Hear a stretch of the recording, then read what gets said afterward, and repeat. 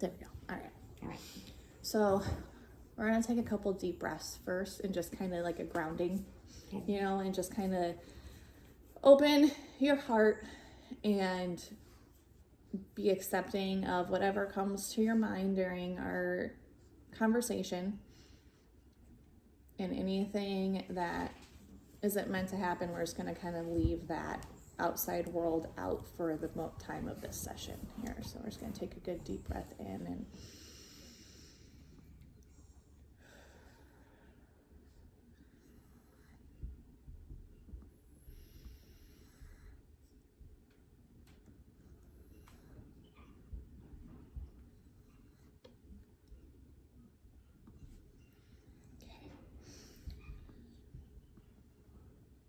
so if you have an intention that you said while you were taking your breath, what would that intention be for what you're trying to get out of this session? I think just being content. That's one of my big issues. It's lack of contentment. Is that a word? Did I say a word? It can be. Yeah. Is there something that triggers you not being content? Is there anything, or is it multiple things? It's kind of multiple things. I just feel like I'm never totally satisfied. Oh, no. Like I like to move. I like to do stuff different because I feel like I'm looking for something. Okay. I don't know what? Yeah. Do you think that you've been like that your whole life? Yes. Yeah. For sure. If you think about the first time you remember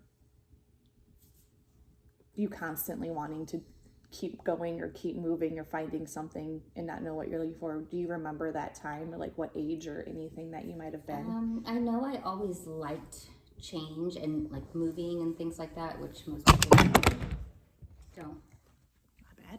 You're okay. It's fine. Oops. Let me just read. Yeah, it's part of it. It's part of it. So like I always enjoyed that, and it's kind of something most people don't like normally, but it's almost like fresh start all the time. Like that's why I liked moving, because I would feel like I could clean everything out and redo everything, and it was like a fresh start. But I think the most I remember, and it's bad, but it's probably why I was divorced before, but like discontentment in like my marriage. Yeah. Or like I was bored or unhappy and just over stuff and like wanted to move on to the next chapter of my life. Yeah. You just never felt satisfied with that. Like this wasn't what I want. I did it and now it's over. Yeah. Yeah.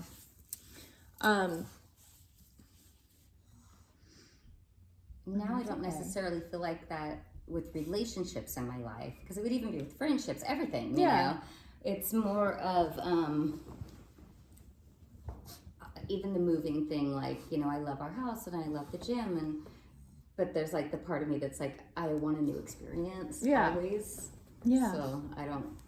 You want that excitement. Yes. And that comes with the new experience. If it gets too, do you feel like if it gets too content as far as like the same thing, too routine? Yes. Is when you're trying to find something different. Yeah. If it's too familiar after a while. I have to have some kind of something to look forward to, always.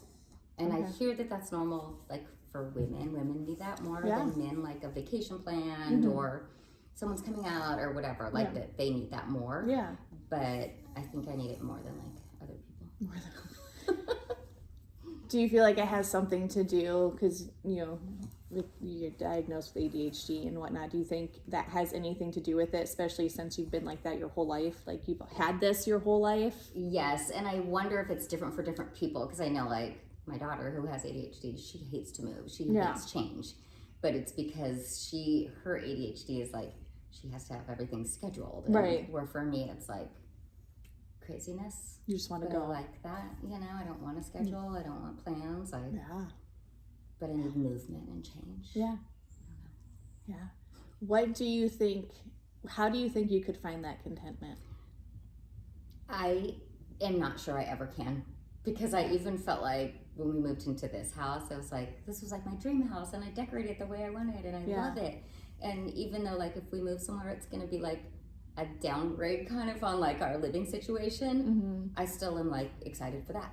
So it's like, I don't know what the satisfaction is, if there even is a complete satisfaction. But I think what I would like is like a partial satisfaction where I'm like, okay, I'm okay with this. Yeah. But I just always feel like So you don't feel like you could ever find contentment? No. In anything? No. So it's the thing I'm always looking for and praying for and setting intentions for is like peace, I guess. Peace, Yeah. Peace within the chaos a little bit.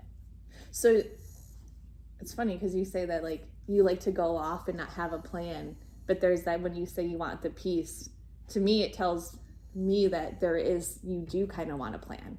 And maybe there is a little bit of a what plan. That is. Yeah. It's like, okay, this is what we're doing. This is it, you know. But I think that's what I'm always searching for that never goes away, because then I have to plan and then we do this thing and then for a little while I'm like, okay, this is good, I love it, and then I'm like ready for something else. I could see that. Yeah.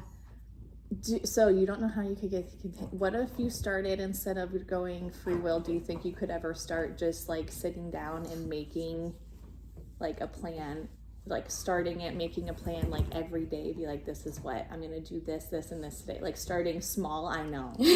But like, you know, starting small and being like, maybe that's how you start your journey on finding that contentment, is kind of planning a little bit more. I think it would help a little, because one of the things I even have happen is I get done at the gym at like 10:30 in the morning and I feel like I can't do anything because I have to be back at the gym later and I don't have enough time. But technically I have like 5 hours. Yeah. But I don't feel like I have enough time. Like I need to go home and eat and take a shower and just either do nothing or, you know, do stuff here, which I don't have 5 hours worth of stuff I have to do. But I always feel like that way. Rushed almost. Like I have to hurry up and do this. I have to get this done. I don't have time for this. And I don't know why I feel like that. I even wonder how I worked before. That was going to be my next question. So it was like, how did I fit everything in when I worked? I feel like I'm so busy, but when I really think about it, I'm not. You're not. Like right now, I could just sit here and do nothing like I've been doing all morning. Yeah. I don't have to be anywhere till this afternoon. Right. And even that, I could probably be like, I'm not going to go. Do you feel a little bit of a rush, or is it just because of what the day is today? Because you know that on Thursdays you don't have to go somewhere. I think that helps me. Thursday's kind of my like, So that's kind of like a plan already, right? So if you think about it, that's kind of, you've already planned that, where you're like, I don't have to go here. My plan is to not have to do something. Yeah. It's crazy. Yeah. And so that brings you your peace for your day. It does. Yeah. But I even think like, I really want to go buy some plants because a lot of my plants died. Sure. But then it's like, it's going to take time. I'm going to have to go to Home Depot. I'm going to have to, but it's like, what else do I have to do? Why do I feel like that? I don't have anything else to do. I could go to Home Depot. So you say you were able to work in the same way, but you felt the same way of being like you were really busy. I almost felt like when I worked full time that I had more time. Because I think, and again, that's having a schedule that you can't change. Right. So I knew like if I wanted to go to Target, I had this hour in the middle of the day that I needed to go to Target, and so I would do it because I had to fit those things in. Where now it's like, it's 9:30, and you know, like if I'm gonna go, I'm gonna have to go by 10. Yeah. It's like, no, I could go at 2 in the afternoon if I want to. Yeah. Yeah. But that is a schedule. That's the schedule. It is weird. I hear other people say it too, though. Like, now that I don't work, I still feel like I have so much or more to do. I wonder if it's because, like you said, you have, you know, your schedule and stuff, but when you have that schedule, you're still continuously doing something.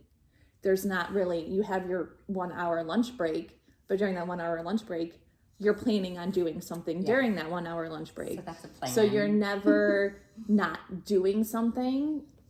And do you feel like maybe since you don't have that, I don't have to do anything, makes you feel like, but I have to do something, and that's where that feeling of rush and like I think so. comes from? I even have trouble like trying to watch something on TV because I feel like it's going to take up an hour for me to watch that instead of like going and doing or taking a nap. I could take a nap, and I go and try to take a nap, and Andrew's like, "You didn't take a nap?" I'm like, "No, I laid down and realized like I can't lay down. I have stuff to do." Yeah. It's weird. Interesting. Mm-hmm. Well, yeah, I think. But the schedule, as much as I say I don't like to have a schedule, I totally have a schedule. Yeah. I have my days of the week that I train, and I don't ever miss those. And I'm never like, oh, I can't do that because I don't have time. That is on my schedule, and it's something I do. And there's no like, unless I'm sick, that I'm not going to show up. Do you feel like if you kind of put that as your schedule, like your training schedule, and kind of utilize the rest of your day, like, this is what I have to do. I need to do this. I need to take a nap.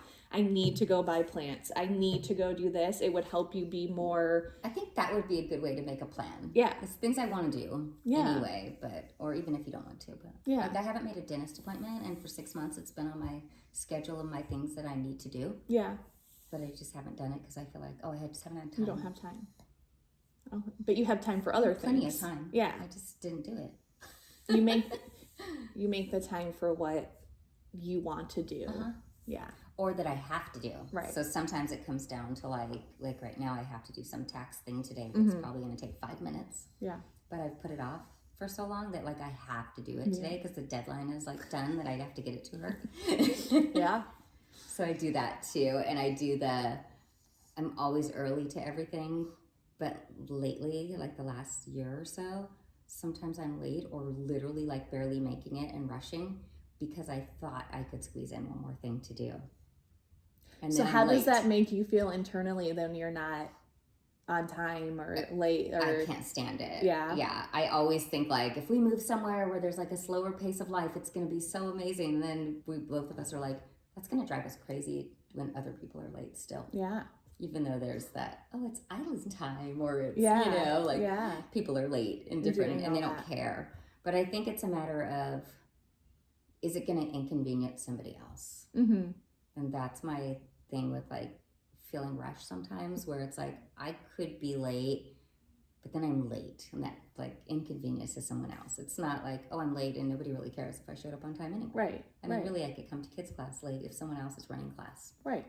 But again, that's one of my things, that it's like, this is my schedule. If you see like the word like lifestyle, and it's pertaining to your lifestyle, what, from a scale of like 1 to 10, from 1 being like, I need to work on this of what I'm doing, to 10 being like, everything in this little pie area chart is running exactly the way I want it to, what number would you give that? It's crazy, but I would give it like an 8 or 9. Yeah. I feel like it is running the way that it needs to. But mentally, you feel like you don't have the time. Yes. Yeah. And if I make myself like, I am going to not do anything, I don't have to be anywhere, but I have to like really think about it and focus on it, that I'm just going to relax, or I'm going to do a sound bath, like listen to one by myself and take that hour, and I'm going to do this. But it is almost like I would need to make a schedule for it. Like I want to get a massage, and like that massage chair thing. I'm like, but I don't even use this thing. And yesterday I was like, why am I not using it? And it's more that I just kind of forget to use it because I'm doing stuff. But it takes 20 minutes. It's not like 20 minutes isn't 5 hours out of the day. Yeah. Right. Yeah. Do you feel like when you said, and this is what stuck out to me a little bit, was worrying about inconveniencing someone if you're late. Why do you feel that way? I think it's part of like how working in a business where if someone was late, it kind of wrecked the day. Right. So like working in the dental field, if somebody showed up late, then the next person was going to be pushed behind, and it was kind of like on me, even though it's not my fault that person was late. Right. But for me, I would have told them, sorry, you have to reschedule. And the doctor's like, no, we'll see him anyway. And I would see that like trickle down the whole day. Okay. Because they would always just see people, the doctors I worked for. Like we wouldn't send people late because they were late. They could be 45 minutes late. They're still going to squeeze them in. It's like you didn't have the backing in that dental field or at that job where you were like, we have to reschedule you. But then the doctor would come in and just be like, no, it's fine. So then it made you look like you weren't willing to work with that person. Yeah. Even though that's not, you're going off of like a policy, right? Right. Yeah. Right. Yeah. But so then I feel like I'm doing that. And even with the gym, it's really weird because it's like even being late to kids class, the weird thing is I feel it more like with Andrew. Even though he never makes me feel like that, I feel like I need to be there for this class because this isn't his class. And like we're the only two people in the gym and it's like, I have to be there because I don't want him to be like, where were you? Why were you late? You know? Yet he doesn't really even... He would care more because he'd think maybe something happened to me because I'm never late. Right. Where do you think that pulls from? I'm trying to think if there was something in the past where someone would get mad at me if I was late. That's what I'm kind of wondering. Inconveniencing them. Yeah. Because the word inconvenience sticks out really a lot. And I can feel it. That like even the word you like saying inconvenience is like, oh, you get that nervous. I can feel like that nervous. You don't want to inconvenience. So if you had to think, so we'll do it this way. You have a little pie area of relationships and friendships, okay? From a scale of 1 to 10, and the same like ranking. Where would, and it could be really like relationship, friendships, whatever you're, where would you feel like that number is at? Like that I inconveniencing? Never. 0. Like I do not ever inconvenience anyone. Okay. But I sort of know where it came from now that I'm thinking about it. So if you're looking at your relationships, because that's usually where your like past relationships is where we kind of find that trigger, right? So if you're thinking about a relationships, whether it's like with parents, you know, significant others, whatever, where in that timeline would you feel like that started stemming from for that inconvenience? So I think the huge thing for me is like to never ever inconvenience anyone in any way. And so I think a lot of it came from growing up, and it was my parents never were like, they were so easygoing. I never felt like I inconvenienced them, but I think being the sibling of someone who was constantly inconveniencing them, meaning like selling drugs out of our house or going to jail or wrecking their car, or like he was always inconveniencing my family. And I think that was part of my being the good one, you know, that like I'm never going to be late. I'm never going to make you upset. And even if something did happen that I did, I would do everything I could to make sure they didn't find out because I did not want to inconvenience them. I didn't tell them I was pregnant until I was 7 months pregnant. So that's where it stemmed from. That's where you have that trigger. That's what I said. I got it. It wasn't you necessarily inconveniencing someone, but you were inconvenienced growing up. Based on the decisions that someone else made in your house. And I never wanted to do that. And that has been something forever. Like the other gym that we worked at, we would get there and like, no one would be there. Like they're supposed to teach classes and open the door. Class was starting like 5 minutes earlier and no one's there yet to open the door. And so those were things for us that it's funny because we come to the gym so early. Even like 45 minutes early. Just in case somebody shows up early and we want to make sure they're not inconvenienced. So it goes back to what you felt not wanting to make. What you felt other people feel. And I think with Andrew, it's almost doubled because he's the same, probably for the same reasons, because his brother inconvenienced everyone.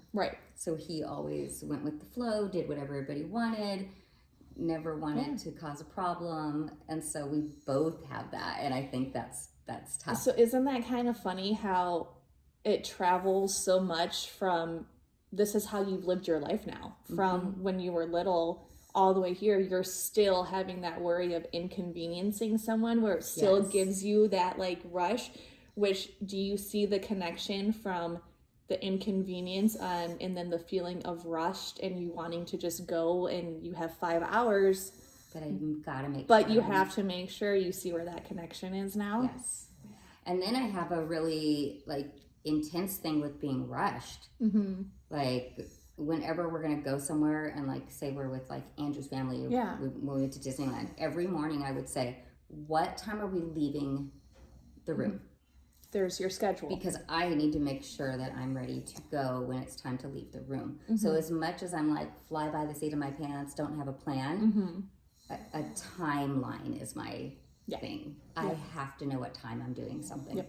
And that's like important, but it's not important because I want to do these things. It's because I need to make sure that I'm ready for everybody else and that they're not waiting for me. No one ever should wait for me. Yeah. And I get like anxiety about I it. know. Sometimes I can Andrew will be feel it. like, well, let's go, you know? And I'm like, we have to go right now? You didn't tell me we had, you know? Like, and then that stresses me out. And then I get like irritated. That's my thing that irritates me. I don't want to be rushed. Yeah. And I don't like when other people are late or inconveniencing in that way. Yeah. And that really bothers me. And I don't want it to because, again, I know if we move somewhere that has that lifestyle, everybody's going to be late. Yep. And we're going to have to be different about it. Even if we have a gym, it's going to have to be like, well, we'll start when the people get here, or we'll start, and if people are late, it's okay. They can be late. Yeah. That's how it is. But it's hard to like to let go of that. Those kids came last night 20 minutes late. Yep. And I was like, yeah. Yep. And I struggle with it where it's like, okay, you should just go home. So what steps would you take, or do you think that you can start taking to kind of help you let go of that inconvenience feeling? My first thought is I should just start inconveniencing everyone. Screw it. That's one way to do it. Yeah. Yeah. To be late to everything and be like, sorry, you're waiting for me. Right. But do you actually feel like that would be helpful though? Probably not. No. It would really stress me out. Yeah. And I know that I am doing some of the things because one of the things that I do is needing my timeline, you know, to make sure that it's not an issue and that I'm not stressed about it. Because I think that's my thing is I'm so afraid of being stressed out by being late or not getting something done or whatever it is I'm supposed to do. Right. But it's like more that fear of it. So I think having a little bit of like a schedule, even though I don't like to have a schedule. Right. But even if it's something like, okay, at 2:00, I'm going to get in the shower. So I have till 2:00. Yeah. I don't have to do any like rush before that. But at 2:00, it's time to get in the shower and start getting ready for the gym, even though I don't have to be there till 5. Right. But this is how much time I want. It's an easy step to start going into that direction. And it's sort of what I do. Right. Anyway, like mentally, 2:00 is about when I start getting ready for the gym in case I need to go early. So I'm even ready to go early if I need to. But making it more prominent in your life. Because it's kind of like, well, it's 2:00, but I really don't have to be there for 2 more hours. So now I'm going to do this. And then next thing I know, I'm freaking running because I decided to put something in that little gap. Would it be easy for you, since you already know you have a schedule, you're already running on a schedule, but it's your mental schedule of what it is, of setting like maybe an alarm on your phone for different, be like, okay, you know, at 2:00 you're going to jump in the shower, but then you're done and you have until 5 to get to the gym, but you want to do something else. Are you able to set like a reminder of, hey, now we need to start thinking about leaving the house, and kind of help you do that until your internal clock starts kind of clicking into what that routine is, maybe? Yeah. I think it's like a habit building type of a thing. Yeah. So I do like that because I like habits. Yeah. And that's kind of more of what I think. I don't feel like I have a schedule. I have habits. Yeah. And it's like tell yourself what you need to. Yeah. My habits are to do these things on these days. Yeah. It's not a schedule, but like I'm going to go to the gym or I'm going to do this or that. So. Okay. So what are you going to do in the, like, let's say 2 weeks, and for the next 2 weeks, starting on like Monday, how are you going to hold yourself to be able to start getting rid of that trigger? Do like on a calendar even. Okay. Like I'm going to make a dentist appointment on Tuesday at 1:00. Yeah. Yeah. And when that goes off, I'm going to pick the phone up and make the dentist appointment. I also think that I can push my time frame back. Like I don't need to get ready at 2. Right. And there's days when I train, I already took a shower. I already did all that stuff. And so I really don't have to do anything until 4:30. Yeah. So make that 4:30 instead on Monday, Tuesday, Friday because I already know I've showered and Right. I'm like going to be ready to go. I just have to go. Right. Yeah. And maybe making a little more peacefulness about it. Like, I always feel like I have to get ready. Like, Mm-hmm. I'm starting to do that a little different too, where I'm like, I'm just going to go in what I'm wearing and Okay. grab my stuff. And once I get to the gym, I get on track because Yeah. I'm there. Yeah. So it's like I've already made my time. I made it on time. I'm good. Mm-hmm. So now if I want to take a half hour to get dressed, You have the I'm time. like, oh, doesn't matter. They can start class. They can do, Yeah. like that kind of stuff. Once I'm at the gym, it's weird. That kind of goes away. That's where I feel like it's my not inconveniencing is for Andrew. And I think it's partially because he feels like he does so much at the gym and I don't, even though like I do the stuff here. Yeah.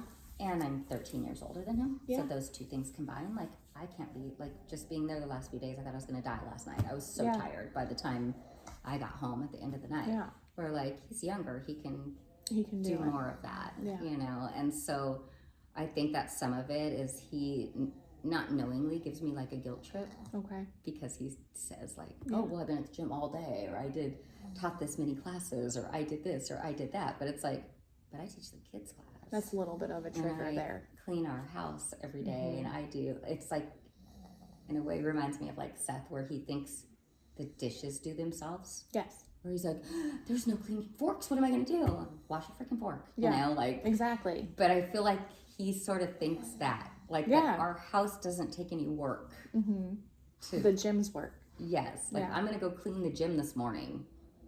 Like I should be going to clean the gym too. But it's like, but I'm going to clean the house and do your laundry. Like, and fix our backyard. That, again, the weeds don't pull themselves. And the trees don't trim themselves. And the plants don't water themselves.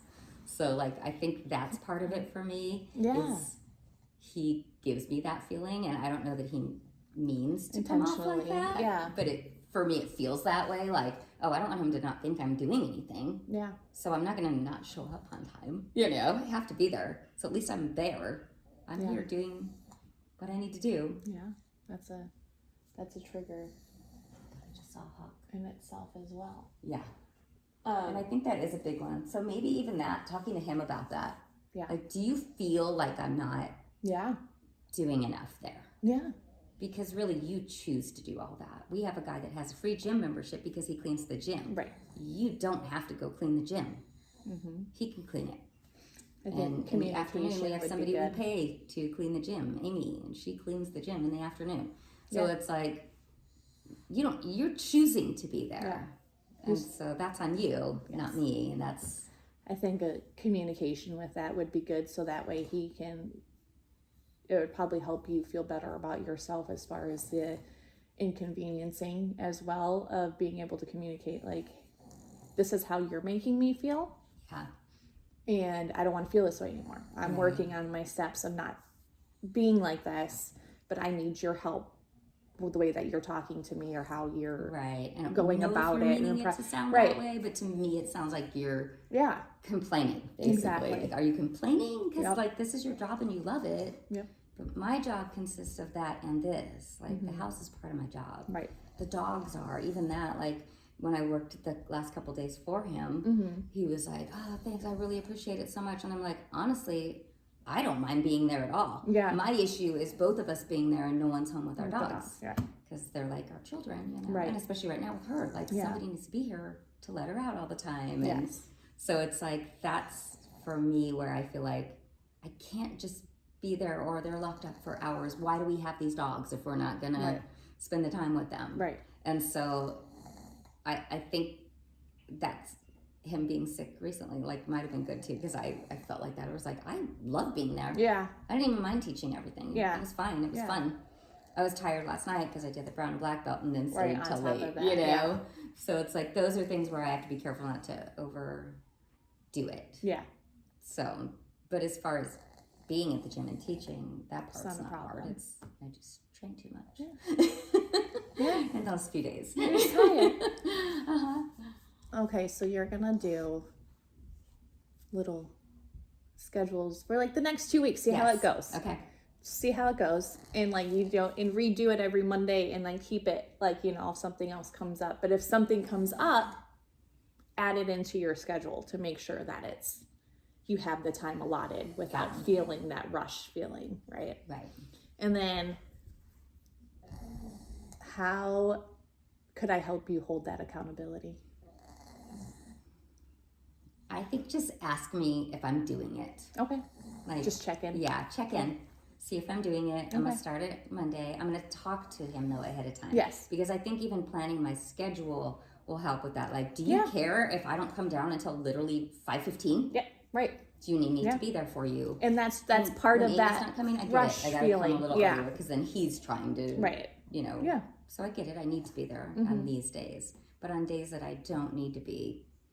And the days that you're not going to have help in the front is another way of you knowing and holding accountability maybe for her to be like, hey, when you know your schedule, I need to know I need to know. That happens at the last minute sometimes, because too. the sooner I know, the better I can plan out my week. Just be like, I'm starting to plan out my weeks, and this is what I need from you. And that's kind of in communication, right? Same thing with Andrew, communication of don't work around other people. You need to have them work around you right now. Right. I think it's a feeling of like, almost like being overwhelmed. Yeah.